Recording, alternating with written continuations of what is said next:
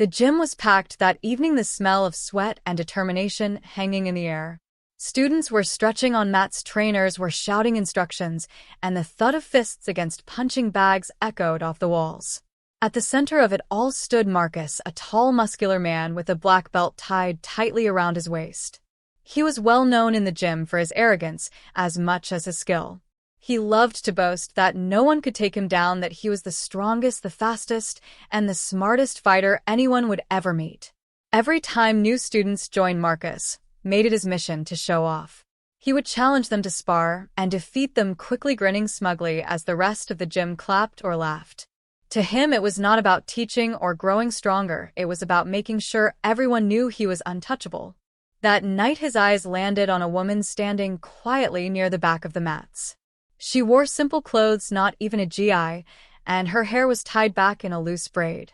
She had no visible sign of experience, and she carried herself with a calm that made her nearly invisible among the crowd of fighters. Her name was Sarah. Marcus smirked and called out across the gym loud enough for everyone to hear. "How about you?" he said, pointing at her. "Why don't you step up and see what a real fighter looks like?" The crowd laughed, some shaking their heads, others nudging each other with grins. Sarah looked around as if unsure he was even speaking to her. When she realized all eyes were on her, she gave a small nod and stepped forward. Her movements were slow and measured, not nervous, but deliberate. Marcus chuckled, rolling his shoulders as if preparing for a show. "This will not take long," he muttered, just loud enough for the front row of students to hear. The trainer raised his hand and called for the spar to begin. Marcus lunged forward with speed and confidence. But Sarah only shifted to the side, letting his strike miss her completely. Gasps rippled through the gym as Marcus stumbled slightly to regain his balance. He turned back quickly, grinning, though his pride had taken a small bruise already. "Lucky," he said, shaking his head. "Try that again." He launched a second strike, faster and sharper this time. But once again, Sarah flowed around it with an ease that made it look like she had read his mind before he even moved. Her feet barely made a sound against the mat, her body gliding like water. The gym fell silent, the laughter replaced with wide-eyed stares. Marcus growled, his pride pricked deeper. He attacked again, and again, each move faster, more desperate, more reckless. And each time Sarah avoided with a calm grace, her eyes steady, her breathing even. It was clear now to everyone watching. Marcus was not in control. She was. Marcus grew more frustrated with every missed strike. Sweat rolled down his forehead and his breath came quicker, but Sarah remained calm, almost serene, as she moved around him. The students watching had stopped whispering. Their eyes followed every step, every dodge, every slight shift of her weight, as if they could not believe what they were seeing. Some of them leaned forward, gripping the edge of the mats, their jaws hanging open. Marcus finally roared and swung with all his strength. His fist cut through the air, but Sarah caught his wrist with one hand, her grip firm and controlled. In one smooth motion, she shifted her stance, twisted his arm, and sent him tumbling onto the mat with a heavy thud. The gym erupted in gasps and shouts. Marcus scrambled to his feet, his face red with fury and embarrassment. "That was luck," he barked, glaring at Sarah. "Do it again if you can." Sarah did not answer. She simply lifted her hands in a relaxed stance, her eyes calm and unreadable. The trainer gave a cautious nod, signaling the match to continue. Marcus charged again, his movements wild now. He aimed a kick at her side, but she pivoted, letting it slide past before sweeping his leg from under him. He hit the mat once more, this time harder than before. The sound echoed through the gym, and the silence that followed was heavy. Students glanced at each other, some smiling, some too shocked to react. Sarah stepped back, giving him space, her posture still calm, still respectful. Marcus lay on the mat for a moment, staring up at the ceiling. The confidence that had filled his voice and movements all evening was gone, replaced by something else. Something he had not felt in a long time. Doubt. Marcus pushed himself up slowly, his arms trembling not from exhaustion, but from disbelief. He had trained for years, built his body into a weapon, and carried the pride of his black belt like a crown. Yet here, he was struggling to stand while Sarah remained composed, her breathing steady, her stance unshaken. The room felt heavier now, as though every set of eyes pressed down on him harder than any weight he had lifted. His pride screamed at him to fight again to prove himself, but his instincts whispered something else. They warned him that every reckless move only made him look smaller beside her calm strength. Sarah did not taunt him, she did not smirk or boast. She simply waited, her hands lowered slightly in a silent offer that he could stop if he chose. It was this quiet confidence that cut deeper than any blow. The trainer glanced at Marcus, then at the crowd, unsure whether to call it off. But Marcus refused to give up. With a growl, he rushed forward again, throwing a flurry of strikes, his fists and feet a blur of desperate energy. Sarah moved like flowing water slipping between the storm of blows. Her hands guided his strikes away, her steps weaving him into his own imbalance. Then, with a sharp, precise motion, she struck his shoulder, spun him, and swept his legs again. He landed flat on the mat, gasping for air as the crowd erupted once more. The silence that followed was different now. It was not just shock. It was respect for Sarah and disbelief at how the man who had boasted so loudly was being dismantled so completely. Marcus stayed on his knees, his chest heaving, his eyes fixed on the floor. For the first time, the fire of arrogance in him dimmed, replaced by the weight of a truth he could no longer deny. Marcus clenched his fists against the mat, his knuckles white with tension. The sound of his heavy breathing filled the silence of the gym, while the students around him held their breath. Some of them shifted uneasily, as though they were witnessing something far more important than a simple sparring match. Sarah stood a few steps back, her stance still ready, but her face calm, as if nothing about this moment surprised her. Her eyes did not carry judgment or mockery, only quiet patience. She looked at Marcus the same way a teacher might look at a stubborn student who is about to learn a lesson the hard way. Marcus finally lifted his head, his pride still burning, though his body had betrayed him again and again. He forced himself to stand, swaying slightly on his feet, but refusing to show weakness. "I am not finished," he growled, his voice rough and defiant. The trainer stepped forward, opening his mouth to stop it, but the crowd was too focused on the two fighters. Everyone wanted to see what would happen next. Marcus charged, once more, this time with a roar that echoed through the gym. He swung high with all the force he had left. But Sarah ducked under the strike, stepped into his space, and placed her palm gently against his chest. With one swift push, she sent him stumbling backward onto the mat, again the air rushing from his lungs as he hit the ground. The crowd gasped louder than before. It was not just the throw, it was the way she had done it, with so little effort, with so much control. Marcus lay flat on his back, staring up at the ceiling again, but this time there was no rush to rise. His chest rose and fell quickly, his pride crumbling with every breath. Sarah lowered her hands and bowed her head slightly, her braid falling over her shoulder. The gesture was simple, yet powerful. It told the crowd that for her the fight was never about ego. It was about discipline and truth. Marcus stayed on the mat longer this time, his arms spread wide, as though the fight had finally drained every ounce of strength from him. The murmurs of the students grew louder, their voices carrying awe and disbelief in equal measure. They had seen Marcus dominate every sparring partner for months, yet now they had watched him undone by a woman who had not even broken a sweat. Sarah stepped back, giving him space, the calm in her eyes unshaken. She did not press the advantage. She did not demand applause. She simply waited, her silence speaking louder than any victory shout. Marcus turned his head to the side, his jaw tight, as he saw the rows of students watching. Every face he had once impressed now stared at him differently. Not with admiration, not with fear, but with quiet judgment. And worse, with respect for Sarah. He rolled to his side and pushed himself up, his movements slower, heavier. His black belt hung loose at his waist, the symbol of his pride now feeling like a weight pulling him down. When he finally stood, his legs wavered slightly, but he forced himself to meet Sarah's eyes. "You are good," he muttered, though his voice cracked with the effort. But there was no applause for his words. The crowd stayed silent, waiting for Sarah's response. Sarah bowed her head lightly, her expression calm. "It is not about being good," she said softly. "It is about discipline.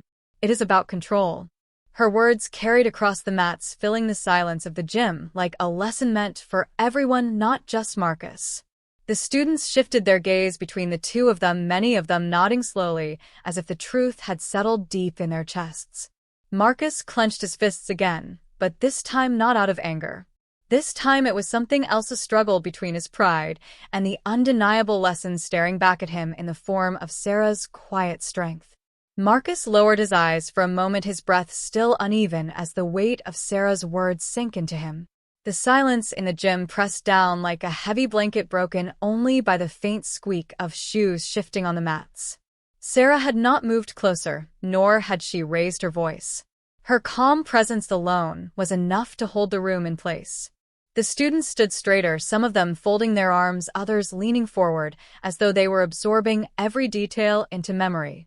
Marcus finally lifted his head, his pride still flickering, though it looked weaker, now more fragile. He tried to speak, but his voice caught, and he cleared his throat. "I trained for years," he muttered. "I thought strength meant control, but you did not even struggle." Sarah's eyes softened, though she did not smile. "Strength is not the same as power," she said. "Anyone can hit harder or faster. Control is what decides the fight." Her words rippled through the gym, leaving a stillness behind them that felt heavier than any blow Marcus had taken. The students exchanged glances, some nodding in agreement, others whispering quietly to each other. Marcus's shoulders slumped, as though the truth had pressed into him harder than the mat ever could. He rubbed his face with both hands, the weight of his black belt pulling against his waist, reminding him of all the years he had carried it as a badge of pride. Now it felt different, as though the meaning of it had shifted. Sarah took a small step back and lowered her hands completely. She was no longer in a stance. The fight was done, but the lesson was still hanging in the air like smoke refusing to fade. The trainer finally spoke, breaking the silence, with a voice that carried across the gym. "Class," he said quietly, "I think we have all just witnessed something worth remembering." The students stood in silence, their eyes fixed on Marcus and Sarah. Some of them looked stunned, others looked inspired. The energy in the gym had shifted from the usual noise of training to a heavy stillness filled with thought. Marcus dragged in a deep breath, his chest rising and falling as he looked around at the faces staring at him. The pride that once fueled him now felt like a weight he could no longer carry. For the first time, he was not the center of respect, he was the center of pity, and that cut deeper than any wound. Sarah remained calm, her braid resting against her shoulder, her eyes steady on Marcus. She had not mocked him, she had not celebrated. She had simply shown the truth and let it speak for itself. Marcus finally straightened his back, though his shoulders were heavy. He met Sarah's gaze for a long moment before bowing his head slightly. It was not much, but it was more humility than anyone had ever seen from him. The students gasped quietly, some whispering in surprise. It was a gesture Marcus had never offered to anyone before. Sarah returned the bow with the same quiet respect, her movements fluid and controlled. There was no triumph in her expression, only composure. It was clear she had not fought to win, she had fought to teach. The trainer clapped his hands, once the sharp sound breaking the tension. "That is enough for today," he said, his voice firm, but almost reverent. Class dismissed. The students lingered, whispering excitedly as they gathered their things. Some glanced at Marcus with uncertainty, others approached Sarah with wide eyes and hesitant questions. The story of what they had seen would spread quickly beyond those walls, and everyone knew it. Marcus stayed where he was, his feet rooted to the mat. His hands opened and closed at his sides as though he was struggling to decide what to do next. For once he did not have a clever remark or a boastful laugh. For once he was silent. Marcus stood in the middle of the mat long after most of the students had begun to leave. Their voices echoed faintly in the background, but he barely heard them. His thoughts were louder than the chatter, louder than the sound of bags being zipped and shoes squeaking across the floor. Sarah had stepped aside, speaking quietly to a few curious students. They gathered around her, listening intently, their faces lit with interest. She spoke softly, yet every word seemed to carry weight. Even the trainer stayed close, watching her with the respect usually reserved for masters. Marcus clenched his fists again, but this time the motion was not from anger. It was from something deeper. A battle inside himself between pride and realization. He looked down at his black belt, the fabric worn from years of training.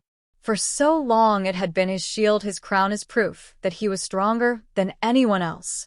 But now it felt small, almost meaningless compared to what Sarah had just shown with nothing more than calm precision. Slowly Marcus walked toward her. The few students still speaking with her grew quiet as he approached.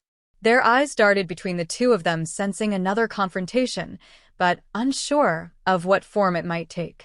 Sarah turned to face him, her expression as steady as ever. There was no fear in her eyes, no judgment, only patience. Marcus stopped a few feet away, his breath still heavy, but his voice quieter than it had been all night. How he muttered, struggling to find the words. "How did you do it? I trained for years, and yet you made me feel like a beginner." The room grew silent again, every ear straining to catch her answer. Even the trainer folded his arms and leaned closer, waiting for her response. Sarah studied Marcus for a long moment before answering. Her calm eyes seemed to look past his questions straight into the heart of it. Finally, she spoke, her voice soft but clear enough that every person in the room could hear. "You fight to prove yourself, Marcus," she said slowly. "I fight to understand myself. That is the difference." Her words hung in the air like a weight, heavy and undeniable. Marcus opened his mouth, but no response came. He felt the sting of truth in her voice, cutting deeper than any strike he had taken on the mat. The students who remained shifted uneasily, some glancing at Marcus, others still fixed on Sarah. They had never heard anyone speak that way in the gym. Not even the trainers had ever spoken with such certainty, without raising their tone. Marcus stepped back, trying to process what she had said. He thought of all the tournaments, all the matches where his only goal had been to win, to dominate, to show he was the best. Every memory seemed smaller now compared to the lesson Sarah had given him in just a few minutes. Sarah turned slightly as if preparing to leave, but the trainer spoke up, stopping her. "Wait," he said, his voice carrying more weight than usual. "Where did you learn to fight like that, Sarah? You are not one of our students, and yet what you showed tonight was beyond anything we have taught here." All eyes turned to her again. She hesitated, as though choosing her words carefully. Then she drew in a slow breath, her gaze steady and unshaken, as she prepared to reveal what none of them expected. Sarah finally spoke, her voice calm and unwavering. "I learned from my grandfather," she said. "He was never interested in belts or trophies. He believed real strength was not about titles but about control, discipline, and respect. He taught me that the greatest fight is always with yourself." The room fell silent again. The students listened as if she were telling a story from another world. Even Marcus lowered his eyes, feeling the weight of her words. Sarah gave a small nod and picked up her bag. "I do not come here to prove anything," she continued. "I only come to practice and to remember what he taught me." She turned toward the door, her steps unhurried and steady. No one tried to stop her this time. The students parted quietly, giving her space as she walked out of the gym. Marcus stood frozen on the mat. The black belt around his waist suddenly felt heavy. He had spent years believing he was untouchable, yet tonight a woman with no rank, no title had shown him the truth. The trainer placed a hand on Marcus' shoulder and spoke quietly. "Sometimes the greatest teachers are the ones who never seek to be called master." Marcus looked at the door where Sarah had just left. For the first time in his life, he did not feel like boasting or proving anything. Instead, he felt the spark of humility, a lesson that would stay with him forever. The gym was quiet now, but everyone who had witnessed the moment knew they would never forget it. Because that night was not about who won or lost. It was about the truth revealed by one woman who carried no belt but held more strength than anyone in the room.